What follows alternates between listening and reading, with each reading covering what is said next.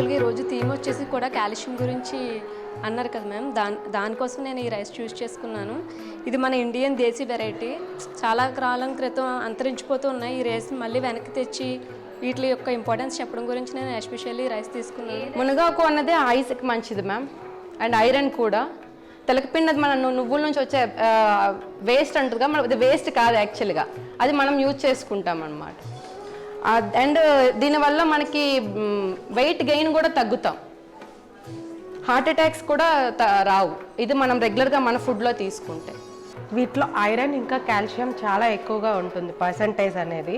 మునగాకు ఇంకా తెలకపిండి అనేది బ్రెస్ట్ ఫీడింగ్ కూడా, మిల్క్ ఇంక్రీజ్ అవ్వడానికి కూడా చాలా యూజ్ అవుతుంది. So I made Tamil Nadu based traditional food. ఇది వచ్చి దీని పేరు ఉళుందం కంచి అని చెప్తారు. ఉళుందు களி மேம், உருதால் ஹல்வா.